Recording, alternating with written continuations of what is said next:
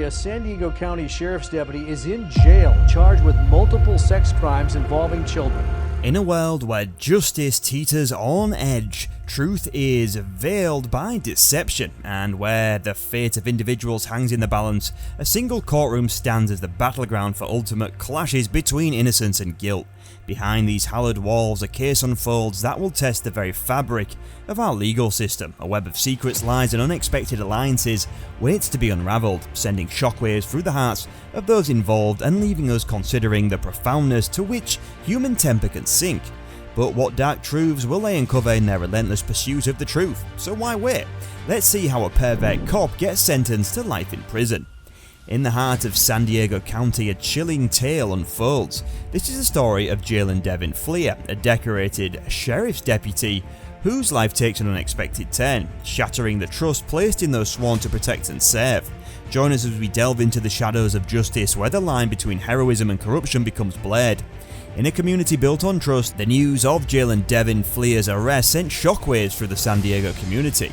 How could a decorated law enforcement officer known for his commitment to the community be entangled in a web of accusations and wrongdoing? The truth emerges as we peel back the layers, revealing a dark underbelly hidden from prying eyes. The arrest of Jalen sent shockwaves through the community, leaving citizens questioning their own judgment. How could they have been so blind? But amidst the anguish, a few voices emerged, determined to uncover the truth buried beneath layers of deception. As the case unfolded, a relentless pursuit of truth began. Investigators, determined to expose the hidden darkness, meticulously pieced together a narrative that would challenge the foundations of justice. It was a battle fought on multiple fronts against an individual who once stood on the right side of the law. A former San Diego County Sheriff's deputy who pleaded guilty to committing sex acts with an underage girl and trying to meet up with minors for lovemaking was sentenced Friday to 12 years in state prison. He tells multiple 12-year-old girls.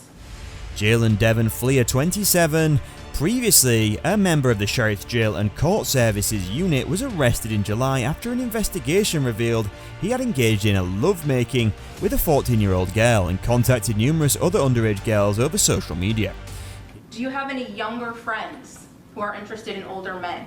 He entered guilty to 20 felonies and 2 misdemeanors, including reaching minors to commit a sexual offense, sharing material to seduce minors, and regaling in oral copulation with a minor. The case involved 4 victims between 12 and 14, but prosecutors claim that Fleer contacted more than 40 others who explained themselves as minors. Investigators could not chase those people down to verify whether they were underage. Deputy District Attorney Jalen Wang told Fleer desired out young girls offered them money to entice them into an encounter with him and prompted the girls to arrange for their other young friends to meet him. He flared the net very wide, Wang stated. He actually just endeavoured to reach as many young girls as possible. The prosecutor expressed the victims became terrified when they realised they had been talking with a law enforcement officer. Fleer did not hide his profession and sent some of them pictures of himself in his uniform. Fleer did not make a statement at his sentencing hearing. His attorney David Shapiro argued that Fleer should be sentenced to over 9 years. In doing so, Shapiro requested the judge to deem that Fleer had pleaded blameworthy early in the court process, limiting the victims from having to attest in court. He also stated that Fleer voluntarily enrolled in a treatment program starting last spring to begin what is going to be a long path to recovery and rehabilitation to ensure he never puts himself and, more importantly, anyone else in harm's way again. The lawsuit came to light in April 2020 when San Diego County Crime Stoppers accepted leads about a guy who had committed coupling acts with a juvenile, as per Chula Vista Police. Investigators specified the suspect and decided that there were 2 other underage victims, Chula Vista Police Lieutenant Dan Peake stated at the time of Fleer's detention.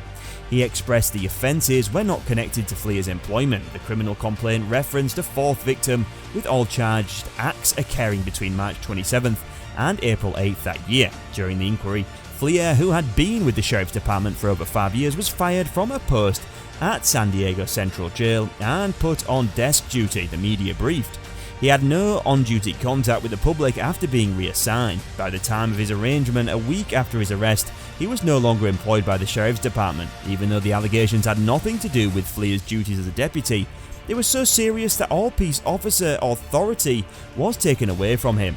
The department said in a statement, "The Sheriff's Department takes allegations of illegal activity by its employees very seriously. We hold all our deputies to the highest standards and will hold deputies who violate the law accountable."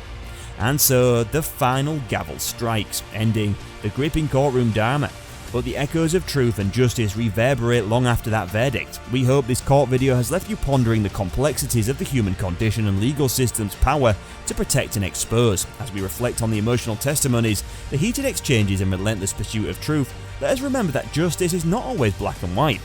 It's a delicate balance intricately woven with the threads of mortality, ethic, and the inherent fallibility of those who wield this power. So what do you guys think? Was the bench right in judging the case of Jill and Devon Fleer?